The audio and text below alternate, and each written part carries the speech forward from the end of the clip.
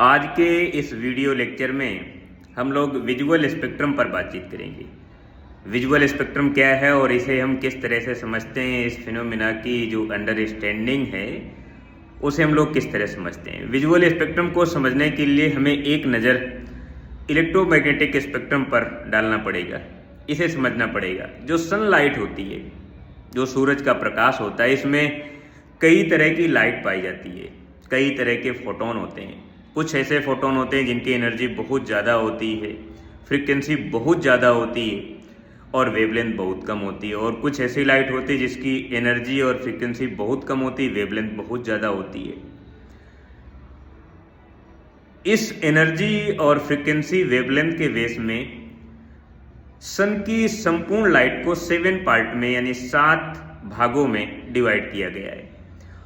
Energy और frequency के base में सनलाइट को डिवाइड करने के फिनोमिना को जो एक सीक्वेंस मिलता है एनर्जी और वेवलेंथ फ्रीक्वेंसी का, एक घटते क्रम या बढ़ते क्रम में जो एक क्रम मिल जाता है, उस क्रम को हम कहते हैं इलेक्ट्रोमैग्नेटिक स्पेक्ट्रम। उस इलेक्ट्रोमैग्नेटिक स्पेक्ट्रम में 7 पार्ट होते हैं। 7 में से एक पार्ट है जो अर्थ के एटमॉस्फेयर में एंट्री करता है, उसे कहते हैं विजुअल लाइट कहते हैं।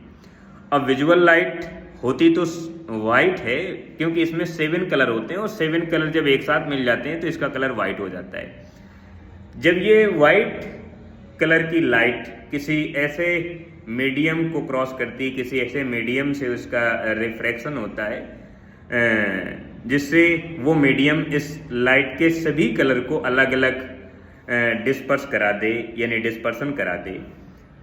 तो ये लाइट जब किसी ऐसे मीडियम को क्रॉस करती है, पार करती है, जिससे कि सभी लाइट अलग अलग डिवाइड हो जाते हैं, तो वहाँ पर हमें 7 कलर देखने को मिलते हैं, जिसमें से लाल से लेकर बैंगनी तक के सभी रंग शामिल होते हैं। ये 7 कलर होते हैं। तो 7 कलर का एक ग्रुप हो गया और इस ग्रुप को हम कहते हैं विजुअल स्पेक्ट्रम। विजुअल स्पेक्ट्रम इसलिए क्योंकि विजुअल लाइट में जो होने वाले कलर हैं वो कलर एक सीक्वेंस में मिले और ये सभी कलर अलग अलग हो गए और अलग अलग होने की वजह से एक स्पेक्ट्रम बन गया फोटोन की वेवलेंथ के रिस्पेक्ट में, फोटोन की फ्रीक्वेंसी और एनर्जी के रिस्पेक्ट में।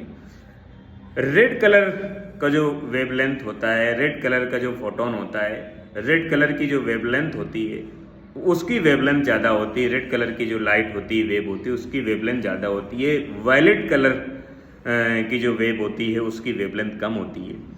तो रेड से लेकर वायलेट तक का एक सीक्वेंस मिल जाता है, एनर्जी, फ्रीक्वेंसी और वेवलेंथ का एक निश्चित क्रम मिल जाता है और इस निश्चित क्रम को हम कहते हैं विजुअल स्पेक्ट्रम कहते हैं।